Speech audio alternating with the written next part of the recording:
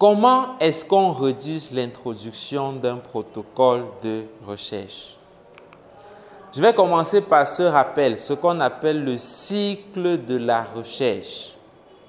D'abord, la recherche elle-même, c'est quoi? C'est un processus systématique, donc il y a des étapes qui sont déjà définies, dont le but à la fin est de résoudre un problème. Donc, il y a une série d'étapes par lesquelles on passe pour finalement résoudre un problème qui en général est ce qu'on appelle le problème de recherche. Et ces étapes-là, c'est ce qui rentre dans le cycle de la recherche. Première étape, identifier un problème. Parce que dites-vous bien que s'il n'y a pas de problème, il n'y a pas de recherche. Et ça, il faut vraiment pouvoir bien comprendre cela. Si on n'a pas de problème, on ne devrait pas faire de travail de recherche. Et c'est pour ça que la première étape, c'est identifier le problème de recherche. C'est quoi? On doit se coucher. Peut-être ça va exploser. Ok. Donc, la première étape, c'est identifier un problème de recherche. Je peux parier que personne d'entre vous n'a un problème de recherche. On parie? Non. Voilà. Allons-y d'abord. Ensuite, il faut formuler une question de recherche. Et vous verrez dans les cours précédents, qu'il y a même sur notre page YouTube, ce qu'on appelle par exemple le cadre logique PICO. Population, intervention, comparaison, outcome, qui va permettre de formuler une question de recherche. Lorsqu'on l'a fait, l'étape suivante, c'est rédiger un protocole de recherche. Et c'est à cette étape que vous êtes actuellement. Rédiger un protocole de recherche. Le protocole de recherche, en fait, c'est juste le document qui décrit comment je vais procéder pour résoudre le problème que j'ai identifié ici. N'est-ce pas? On aura des sections, introduction comme ce dont on va parler aujourd'hui, revue de littérature comme ce qu'on va voir aujourd'hui également, les différents aspects de méthodologie. Je vais collecter les données où, je vais collecter quelle information, c'est quel type d'études, et ainsi de suite. Comment je vais analyser les résultats. C'est ça qui rentre dans le protocole de recherche. Ensuite, maintenant, on va aller sur le terrain pour mener la recherche telle qu'on l'a planifiée.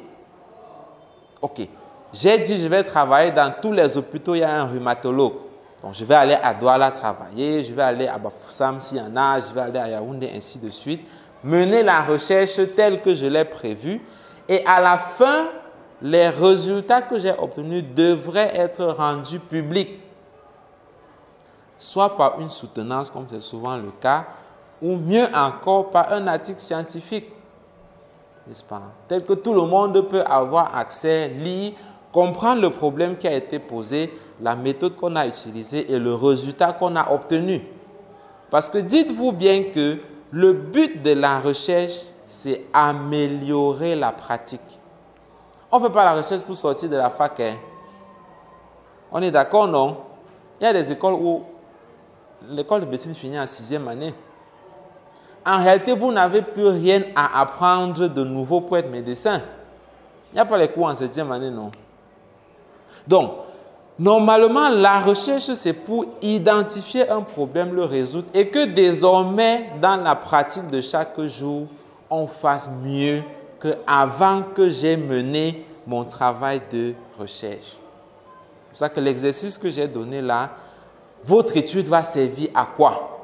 Il faut pouvoir répondre à cette question-là.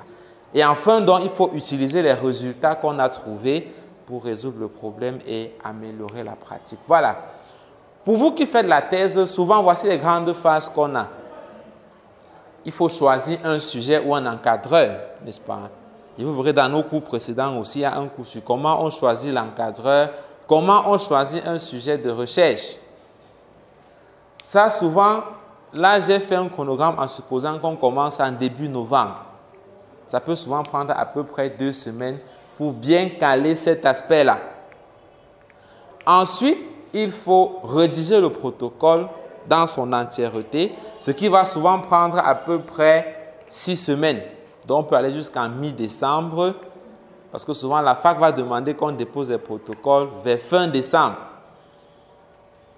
Et dites-vous bien que ça nécessite d'avoir pas mal de connaissances qui vont entrer dans la rédaction de ce protocole-là. C'est pour ça qu'on est là, n'est-ce pas? Je prends juste l'exemple des types d'études. Il faut bien comprendre c'est quoi une étude transversale, une étude de cohorte. Vous avez peut-être un peu lu ça pour préparer le CN, mais souvent, lorsqu'il faut mettre ça en pratique dans son cas, il faut davantage comprendre les détails. Donc, on peut aller souvent jusqu'en mi-décembre, voire fin décembre pour le protocole. Ensuite, il faut collecter les données. Souvent, ça va prendre janvier, février, mars au plus tard pour remplir les fiches, collecter les données dont on a besoin. Ensuite, il faut saisir et analyser ces données-là. N'est-ce pas? Ça va souvent prendre à peu près 1 mois pour saisir les données et faire les analyses statistiques qu'il faut. Il faut prendre du temps donc pour rédiger le document final et soutenir. Là, on est souvent autour de mai, juin ou juillet selon les facultés, n'est-ce pas?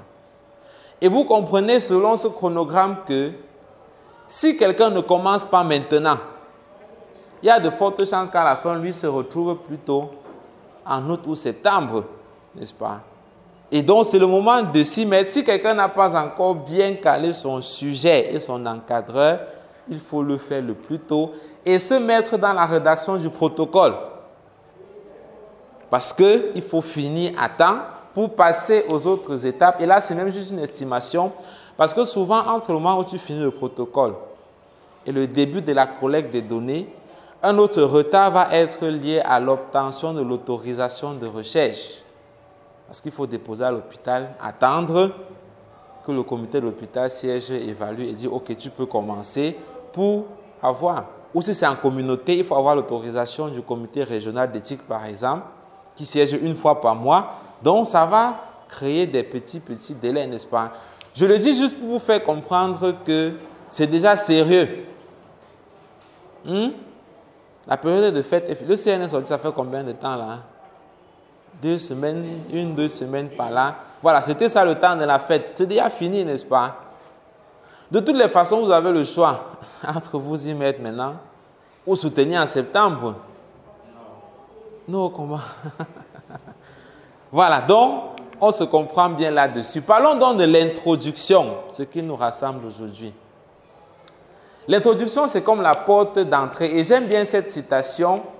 On n'a jamais une deuxième occasion de faire une première impression.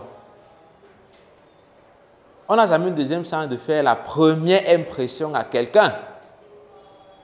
Ok.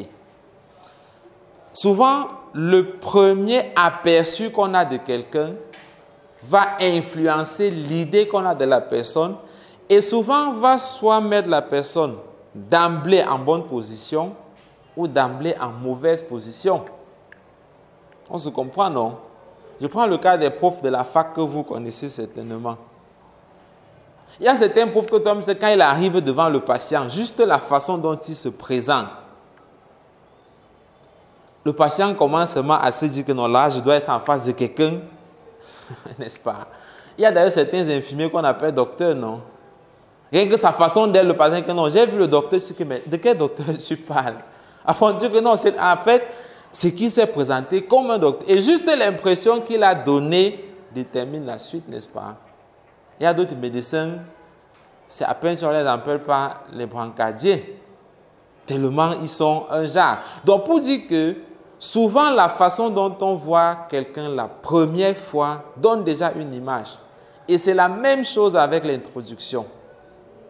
Quand on prend votre protocole, souvent, après les objectifs, on va regarder l'introduction. Et si l'introduction est mal écrite, mal structurée, on va se dire, mais s'il rate derrière l'introduction, est-ce que la suite peut même être intéressante? Donc, on va lire la suite un peu par contrainte pour chercher les fautes justement que tu as fait dans la suite comme on s'attendait, n'est-ce pas? Alors que quand l'introduction est bien structurée, on se dit, tiens, c'est quelque chose qui va être intéressant et on a envie de connaître la suite. C'est pour ça qu'il faut prendre du temps pour bien structurer son introduction. pour bien rédiger son introduction. Parce que vous n'aurez pas une deuxième occasion pour faire la première impression, n'est-ce pas? Très bien. Maintenant, pourquoi est-ce qu'on a une introduction? La première raison, c'est que c'est pour donner envie de lire la suite du travail. C'est pour que celui qui va lire mon introduction ait envie de continuer sur les autres pages qu'il y a. Ait envie de connaître finalement qu'est-ce qu'on a trouvé comme résultat. Et pour atteindre cet objectif, il faut expliquer pourquoi je veux faire ce que je veux faire là. On va voir ça dans les étapes ensuite. C'est-à-dire, quel est le problème qu'il y a à la base qui m'amène à vouloir faire ce que je suis en train de faire. Ensuite, je dois expliquer ce que je vais faire. Et enfin, dans l'environnement où je suis en train de travailler. Dites-vous que le but de l'introduction, c'est donner envie de connaître la suite. C'est un peu comme dans les films ou les séries qui passent à la télé là. Souvent, eux, ils s'arrangent à ce qu'à la fin de la série, tu as envie de savoir, mais qu'est-ce qui s'est donc passé finalement par rapport à cette scène? Et votre introduction doit être telle que quand on lit l'introduction, on se dit, mais qu'est-ce qu'il a donc effectivement trouvé par rapport à cette situation qu'il est en train de présenter? On se comprend, non? Très bien. Pour y arriver, donc, on a souvent 4 sections dans l'introduction. Il faut définir les mots-clés, les principaux mots qu'on a dans son travail. Il faut présenter le contexte ou l'importance de l'étude qu'on est en train de faire. Ça, c'est le point. Pourquoi je fais ce que je suis en train de faire. Ensuite, il faut présenter le problème de recherche, qu'on appelle encore la problématique, et terminer par l'intérêt de l'étude. On va voir chacune de ces sections à son tour pour bien entrer dans le contenu. Jusque-là, c'est bon, non? 4 sections. OK. Première section, définition des mots-clés. Ici, il est question de définir 1, 2 ou 3 mots importants dans son sujet.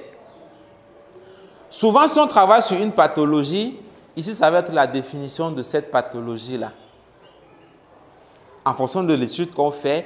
Et le but de la définition ici, c'est qu'on puisse déjà être d'accord sur de quoi nous sommes en train de parler. OK. Je prends le cas de la COVID, par exemple. La définition peut varier, d'ailleurs, a varié au fil du temps, par exemple. Je peux avoir une définition qui est basée essentiellement sur les signes cliniques. Je peux avoir une définition qui est basée sur il faut qu'on ait identifié le virus. Ou peut-être qu'à un moment donné, on finira par dire si quelqu'un a la fièvre et la goutte épaisse est négative, c'est probablement la COVID. Donc, juste pour dire qu'au moment où je commence l'introduction, je dois clarifier le concept clé. Lorsque je parle de lupus, je suis en train de parler de telle chose. Qu'on s'entende d'abord sur ça. Voilà. Et souvent, ici, il faut utiliser des sources fiables. Le prochain cours portera sur la recherche documentaire et on verra comment est-ce qu'on trouve les informations et de manière à être sûr que ce sont des sources qui sont fiables. Et il faut bien distinguer ici la définition théorique de la définition opérationnelle. La définition théorique, c'est ce qu'on retrouve souvent dans les livres. Le lupus, c'est peut-être une maladie chronique inflammatoire caractérisée par telle chose et ainsi de suite. Alors, quand on parle de définition opérationnelle, c'est une définition qui va être utilisée devant le patient. Je prends le cas de la tuberculose, par exemple. Une définition théorique de la tuberculose, c'est infection à Mycobacterium tuberculosis, souvent dans le tissu pulmonaire, mais qui peut s'étendre dans les autres organes, n'est-ce pas? Est-ce qu'avec cette définition, devant un patient, tu peux dire que c'est un cas de tuberculose? C'est un peu compliqué parce que sinon, il faudrait absolument prélever des échantillons, aller analyser et être sûr qu'on a du mycobacterium pour conclure, tiens, ça c'est la tuberculose. Une définition opérationnelle serait toute fièvre avec des signes pulmonaires qui résiste à une antibiothérapie bien menée pendant 10 jours.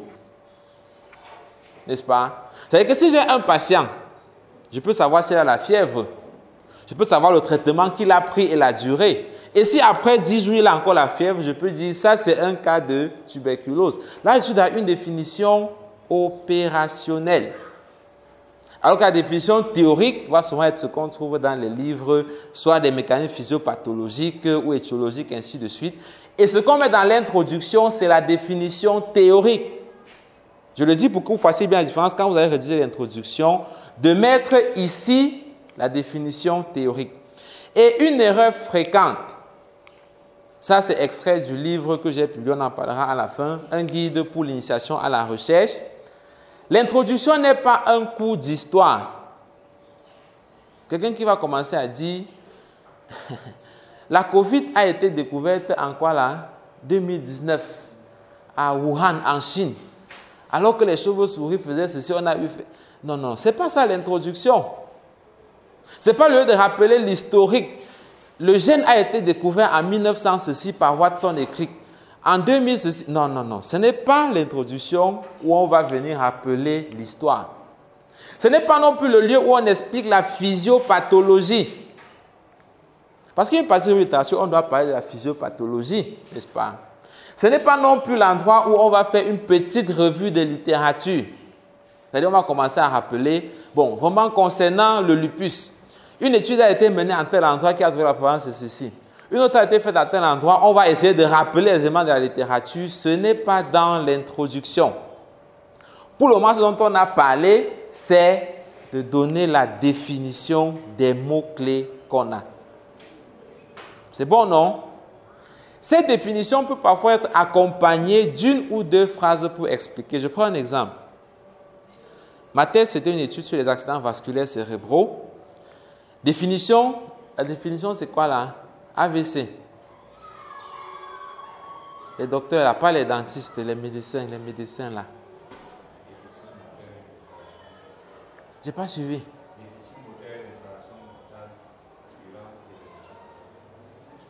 Déficit moteur. Est-ce que l'AVC n'est que moteur? Déficit neurologique d'installation brutale qui a duré plus de 24 heures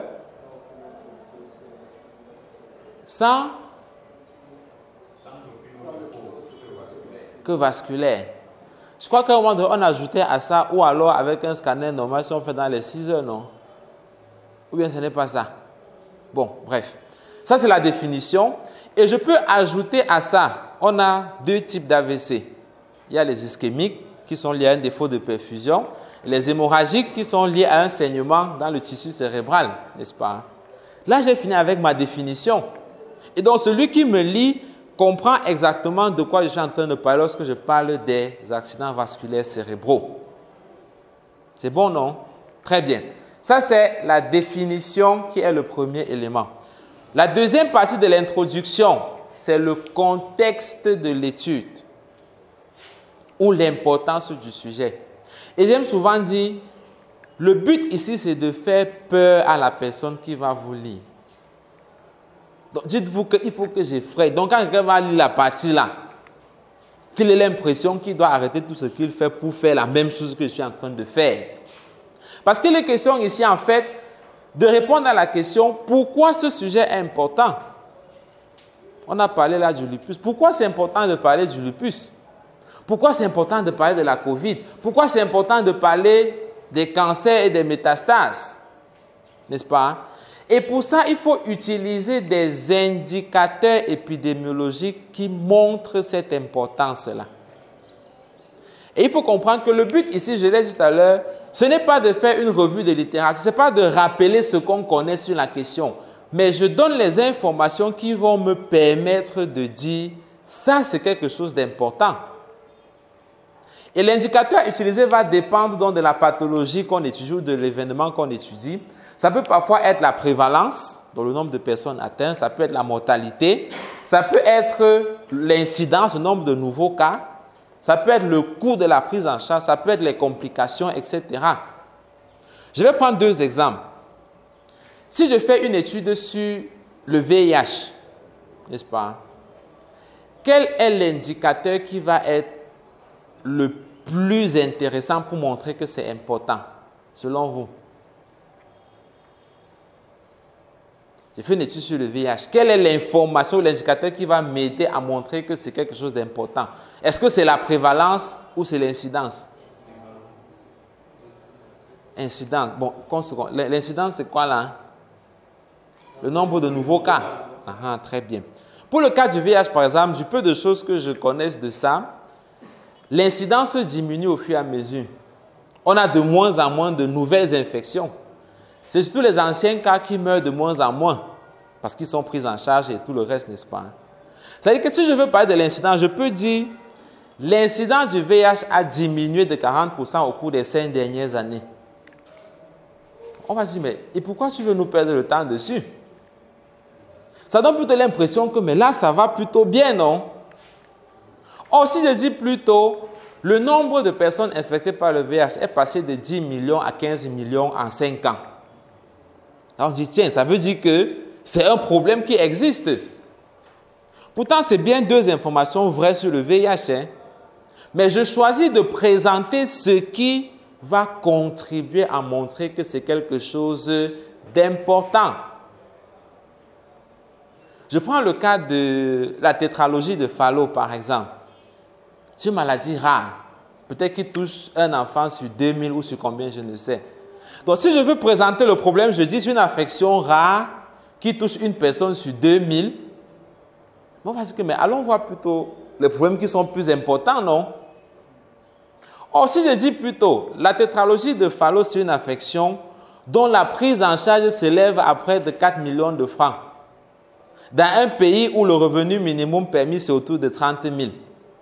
Soit à peu près 50 ou 100 fois le revenu minimum. Donc on dit, tiens, ça veut dire que ça doit coûter cher pour être pris en charge. Est-ce qu'on se comprend là? Donc, en fonction de la pathologie que j'étudie, en fonction de ce que je fais, l'indicateur que je choisis pour présenter le problème va être différent. En gardant à l'esprit le fait que je veux montrer que ce que je fais est important. Je veux amener les gens à être d'accord avec moi qu'il faut consacrer du temps, qu'il faut consacrer de l'énergie pour étudier cette affection-là. Voilà. Et je l'ai dit, ça va dépendre vraiment de ce qu'on étudie. Et lorsqu'on présente cette information, il faut aller du général au particulier. On parle souvent de la forme d'entonnoir, comme on peut voir sur cette image-ci. Il est question de donner les informations au niveau global, c'est-à-dire à l'échelle mondiale. Ensuite, on descend au niveau de l'Afrique. Vous allez faire votre étude au Cameroun, non, tout le monde. Voilà. Ensuite, on va au niveau du Cameroun. Si possible, au niveau de la ville où on est, au niveau de l'hôpital où on est. Donc, je montre l'importance à l'échelle mondiale parce que le Cameroun est dans le monde. Donc, le Cameroun est concerné par ce qui concerne le monde. Au niveau de l'Afrique, parce que le Cameroun est en Afrique, donc est concerné par ce qui concerne l'Afrique. Au niveau du Cameroun, de la ville, ainsi de suite, n'est-ce pas? Je vais par exemple dire la prévalence du diabète dans le monde a augmenté de 15% au cours des 10 dernières années. Le nombre total de malades s'élève à 200 millions à l'échelle mondiale. L'Afrique connaît une augmentation progressive des maladies cardiovasculaires, parmi lesquelles le diabète, dont la prévalence a augmenté de 100% au cours des 10 dernières années, par exemple. Et au Cameroun, une étude récente a montré que la prévalence à l'échelle nationale était de 17% chez les adultes qu'on a examinés. Là, je donne les informations sur ce qui montre que c'est important en allant du global au particulier. Souvent, on va trouver ce genre d'informations surtout dans les revues systématiques, des informations à l'échelle mondiale, ou alors des organismes internationaux, internationaux, qui traitent des questions de santé. Par exemple, l'OMS va souvent donner des informations à l'échelle mondiale, n'est-ce pas? Et l'erreur à ne pas commettre ici, et vous aurez le temps de le voir au fur et à mesure. Souvent, quand j'insiste sur quelque chose, je dis qu'il y a un risque, c'est que j'ai longtemps vu des personnes faire des erreurs là-dessus. L'erreur, c'est de ne pas considérer les autres pays du monde comme l'information à l'échelle mondiale. Ce que les gens vont souvent faire ici, c'est qu'on dit à l'échelle mondiale. Il va dire, en Chine, on a telle chose. En Belgique, on a telle chose. Aux États-Unis, on a telle chose. Mais ce n'est pas logique parce que le Cameroun ne fait pas partie de la France, non. Le Cameroun ne fait pas partie de la Chine. Donc, ce que je dis concernant la Chine ne concerne pas le Cameroun. Donc, ce n'est pas de prendre les informations dans les pays du monde pour gérer l'information à l'échelle mondiale, mais c'est donner une information dans un ensemble où le Cameroun se trouve. Parce que souvenez-vous, le but, c'est montrer que la question dont je vous parle là est intéressante à répondre à l'endroit où je me trouve. C'est celui qui est en Belgique qui, au niveau local, va donner l'information de la Belgique, comme toi, tu donnes l'information du Cameroun. Mais quand quelqu'un fait une étude au Cameroun et qu'à cette étape-ci, il rappelle ce qu'on a trouvé en France, là, il n'a pas compris la notion de global, n'est-ce pas? Pareil pour l'Afrique, ce n'est pas donner les informations dans les pays africains. Au Ghana, il y a ceci, en Côte d'Ivoire, il y a ceci. Non, ce n'est pas ça. C'est donner une information globale de l'Afrique dans un ensemble où le Cameroun se trouve là-dedans.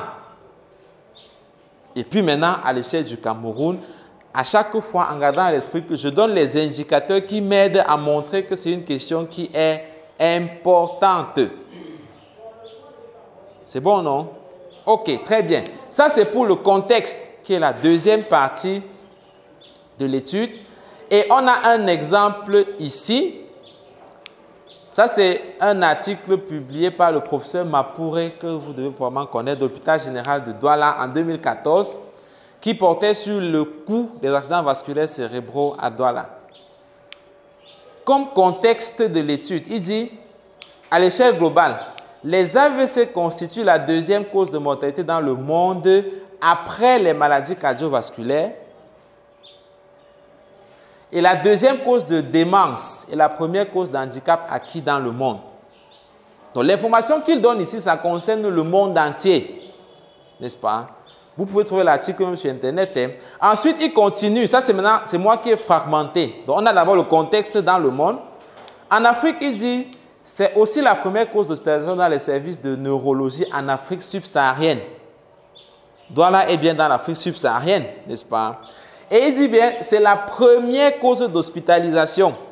Donc, il prend l'indicateur qui va permettre de montrer que c'est quelque chose d'important.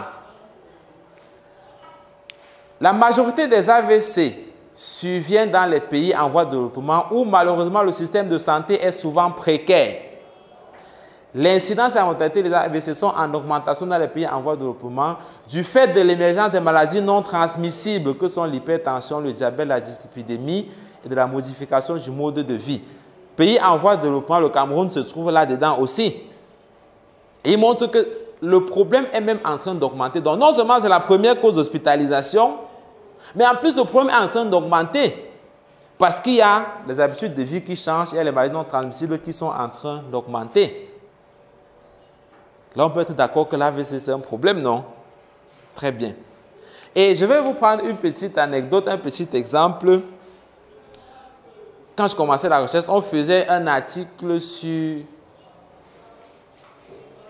prévalence de tabagisme, je crois, chez les patients hypertendus. Et lorsqu'on regarde les facteurs de risque cardiovasculaire, l'article qu'on a nous dit que le tabac, c'est peut-être le 7e facteur de risque cardiovasculaire. En termes de fréquence, n'est-ce pas? Et puis on se dit, mais si je mets dans mon introduction, le tabagisme est le 7e facteur cardiovasculaire, on va dire, mais ça veut dire qu'il y a quand même 6 autres avant qui sont plus importants, n'est-ce pas? Et la phrase qu'on a utilisée, c'est de dire, le tabagisme fait partie des 10 premiers facteurs cardiovasculaires. Ce que je dis est vrai, non? Mais la façon de le dire montre que, ça veut dire que parmi les 10 premiers, il est dedans, mais on ne sait pas s'il est le premier ou le 5e. Mais je présente le problème de manière à ce que celui qui me lit comprenne que c'est quelque chose d'important. C'est ça le contexte parlant de l'introduction. Le prochain point, donc, c'est le problème de recherche. Et je vais vous renvoyer à la vidéo que j'ai faite sur le problème de recherche pour bien comprendre c'est quoi un problème de recherche. Parce que la plupart du temps, le problème qu'on pose n'est pas un problème de recherche. Parfois, c'est un problème d'ignorance, problème de décision de santé, etc. L'exemple que j'ai pris, c'est la suite de l'introduction du même article. Il dit, pour poser le problème, la prise en charge de l'AVC à la phase aiguë justifie une hospitalisation en milieu spécialisé d'une part, et d'autre part un suivi extra-hospitalier pour éviter les récidives. Au Cameroun, il n'existe pas de système d'assurance maladie universelle et c'est souvent le malade ou la famille qui paie de ses poches. Depuis 2008, le salaire minimum est fixé à 28 216 francs. Donc il dit, voici le problème. Pour prendre en charge l'AVC, il faut non seulement le soigner à l'hôpital, mais faire un suivi extra-hospitalier. Et on est dans un système où c'est le malade qui paie de ses poches. Le malade dont on parle, le salaire minimum qu'on lui permet, c'est 28 216. Du coup, ça veut dire, on se pose la question, mais et comment ceux qui ont 28 000 vont assurer une prise en charge hospitalière et extra-hospitalière? Là, ça pose un point d'interrogation, n'est-ce pas? Sachant qu'on parle d'une maladie, comme on a dit plus haut, qui veut finir avec nous parce que ses premières cours d'hospitalisation, ça augmente depuis les 10 dernières années, ainsi de suite. Donc, ça, c'est le problème de recherche qui est posé à la suite du contexte de l'étude qui a été présentée. Et la dernière étape, donc, c'est l'intérêt de l'étude. Quand je pose le problème de recherche, je finis par l'intérêt de l'étude, qui est en fait de répondre à la question « et puis quoi? So what ?» Les résultats que je vais trouver vont servir à quoi?